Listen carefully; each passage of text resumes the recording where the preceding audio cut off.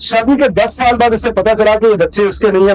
1 जुलाई को पुलिस को एक कॉल वसूल हुई कि एक शख्स ने 2 बच्चों को ज़िबा कर दिया है। शादी के 10 साल बाद इसे पता चला कि ये बच्चे उसके नहीं है, बच्चे नाजायज। और इस फाक शख्स ने वो कुछ किया कि इंसानियत को अपने पर मजबूर कर दिया। इस इंसान ने वो किया कि जो इंसानियत के नाम पर एक बड़ा तमाचा था। कहानी है फैसलाबाद पांडलियावाला 557 गांव बेचक की, और वहां की शादिया की शादी आज से 10 साल पहले हो गई आसिफ के साथ। अब इसकी शादी हो गई, 10 साल गुजर गए, 4 बच्चे इनके पैदा हो गए। अब 4 बच्चे पैदा हो गए, ये हंसी खुशी अपने घर में रह रहे थे, कोई मसला नहीं था।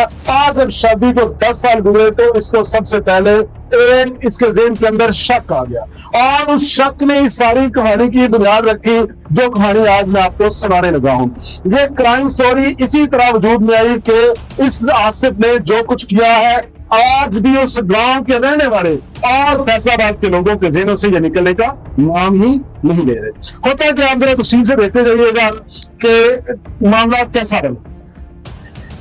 1 जुलाई को पुलिस को एक कॉल वसूल हुई कि एक शख्स ने 2 बच्चों को ज़िबा कर दिया है, और बच्चों को ज़िबा करने के बाद वो उस शख्स को गांव वालों ने पकड़ा हुआ है, और पुलिस इस पर फौरी रिस्पॉन्स करती है। और इस गांव के अंदर गांव है 557 गांव पे पांडलियावाला जिला फैसलाबाद का। वहां पुलिस जब पहुंचती है, कहानी को बड़ा गौर से देखते जाइए, सुनते जाइएगा, आपके रोंगटे खड़े हो जाएंगे। क्या सफाकी इस हद तक भी जा सकती है? क्या कोई शख्स जुल्म और बर्बरियत का दरिया उतना भी गर्म कर सकता है? अब पुलिस मौके पर पहुंचती है और देखती है कि गांव वालों ने एक शख्स को पकड़ा हुआ है और 2 बच्चे वहां पर ज़िबा हुए। अब वो पता चलता है कि ज़िबा करने वाला आसिफ है, और ये कहानी 2 दिन पहले शुरू हुई थी। आसिफ और शाजिया की लड़ाई हुई, इससे पहले भी मियां बीवी की लड़ाई होती थी इसी गांव के अंदर। उसके निके थे, वो रूठ के चली जाती थी, और कुछ दिनों बाद लोग मनामनू के लिए आते थे। उसने अपनी सफाइयां भी बड़ी पेश की। गांव वालों ने, हर बंदे ने कहा कि उसका करैक्टर ऐसा लड़की का नहीं है, लेकिन इसके ज़हन के अंदर जो शक था, ये समझता था कि इसके किसी के साथ मरासम है, और इस शक की बुनियाद पर इसने उस शाजिया बीबी की जिंदगी को अजीरन किया हुआ था। कहानी कुछ भी नहीं, कोई तीसरे शख्स के किरदार इसमें आ ना सका, और ये प्रूफ कोई भी ना दे सका, लेकिन ये कहता यही था। अब इसने ये उसके बाद शक करना शुरू कर दिया, और इसने कहा कि ये बच्चे मेरे नहीं हैं, इनका बाप कोई और है। अब ये इतना बड़ा शक था और इतना बड़ा ब्लंडर था और इतना बड़ा इल्जाम था कि वो बर्दाश्त ना कर सकी।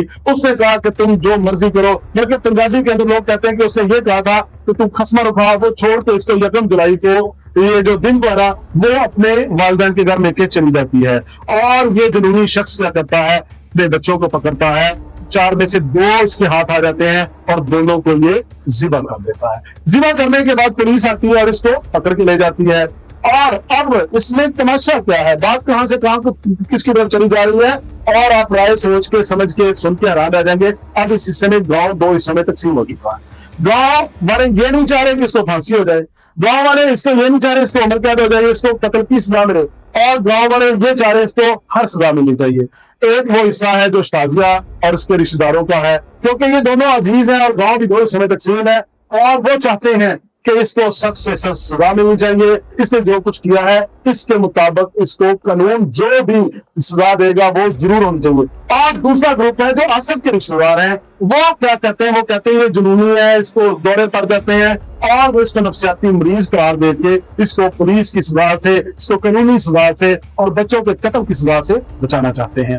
अब एक नाजायज शख्स ने एक हंसते बसते घर को बर्बाद कर दिया, एक औरत की जिंदगी बर्बाद की, उसके बच्चों को ज़िबा करवा दिया, एक शख्स ने अपने घर को उजाड़ लिया। आप क्या समझते हैं कि इस मामले में जुर्म किसका है?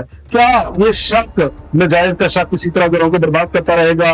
क्या बगैर किसी प्रूफ के औरतों पर इल्जाम लगाते रहेंगे, या इस तरह के शख्स अपने बच्चों को ज़िबा करके, अपनी बीवियों को बर्बाद करके, घरों से निकाल के जुनूनी और नफ्सियाती मरीज होने का ड्रामा करके अपनी जान छुपाते रहेंगे? कमेंट सेक्शन में अपने राय का इजहार कीजिएगा, और अगर कहानी पसंद आई हो, इसमें आपको इस्लामी पहलू को नजर आए तो उस पर भी जरूर रोशनी डालिएगा। चैनल को सब्सक्राइब करके बेल आइकन का बटन जरूर दबा दीजिएगा, और अपने दोस्तों से और अपनी फ्रेंड लिस्ट में से सिर्फ 3 दोस्तों से ये कहानी जरूर शेयर कीजिएगा।